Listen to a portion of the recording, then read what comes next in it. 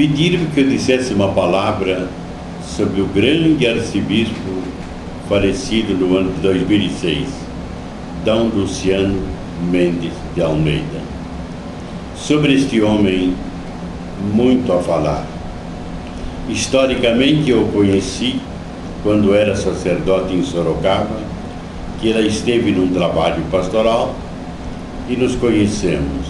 Ele também, na ocasião, era sacerdote, não era bispo. Mas se me perguntarem o que diria sobre este grande homem, há tanto a falar sobre D. Luciano. Eu começaria pela sua piedade. Um homem muito piedoso. Quantas vezes, estando comigo, dizia: quer me confessar? Quantas vezes ele dizia: vamos rezar vésperas, que ainda não rezamos? E ele sempre com o breviário na mão.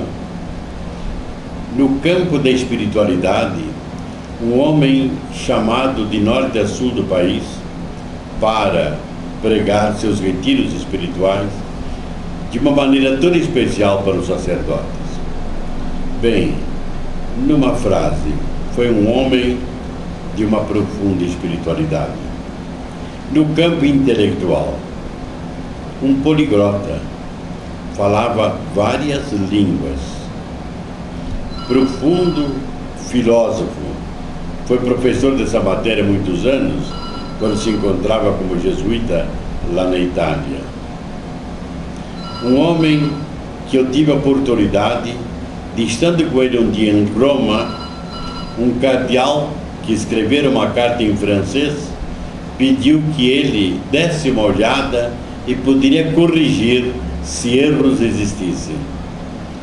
E ele, com toda humildade, tomou a palavra, tomou a caneta, começou a ler e disse ao cardeal: a meu ver, seria melhor se esta frase fosse desse jeito.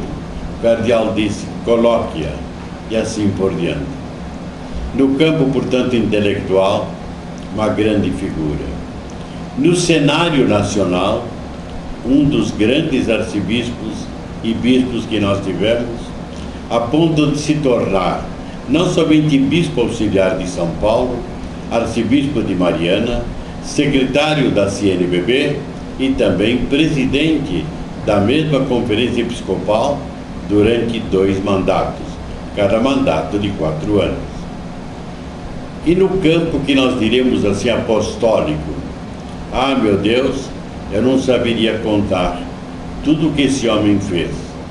Desde bispo em Belém, onde este homem abriu uma sopa para aquelas pessoas necessitadas. Quanta gente abusava dele. Certa vez fui com ele a Belém, como bispo auxiliar, e vi a casa dele repleta de gente. E ele disse assim: eu não sei se eu tenho dinheiro para dar para todos eles.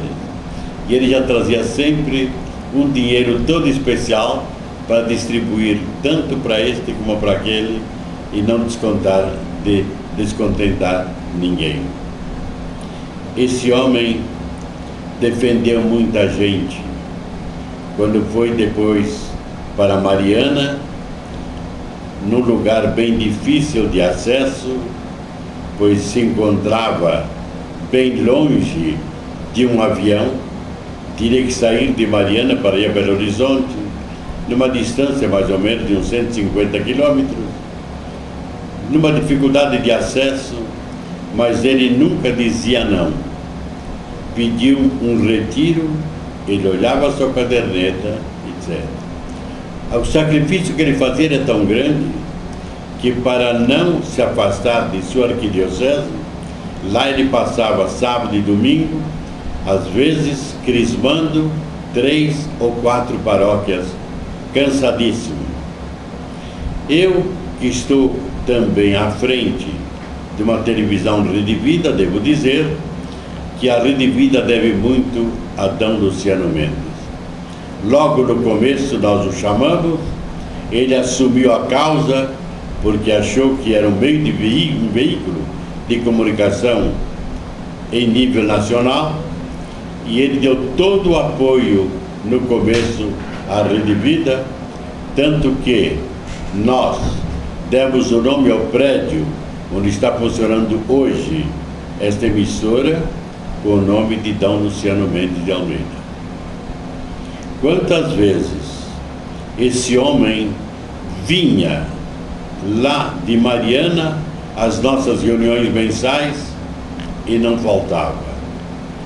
E em razão de pobreza, ele vinha de ônibus. Não queria vir de avião. Nós é que pedíamos para ele, venha de avião. Mas ele chegava cansado, quase que dormindo, porque tinha vindo de ônibus. Falar sobre D. Luciano é muita coisa. Rede Vida, se existe, ao lado de outras pessoas que trabalharam, nós devemos dizer que ele foi a alma desta Rede Vida, que é o canal da família. Quantas vezes ele nos abriu portas, tanto no campo político como religioso. Quantas vezes nos acompanhou até presidente da República para conversar sobre a Rede Vida. Quantas vezes ele foi à Itália, ida e volta a serviço da Rede Vida. Portanto, eu não teria outra coisa que dizer. Foi um homem maravilhoso no campo da espiritualidade, no campo da cultura, no campo do apostolado, e também ele iniciou o Arsenal da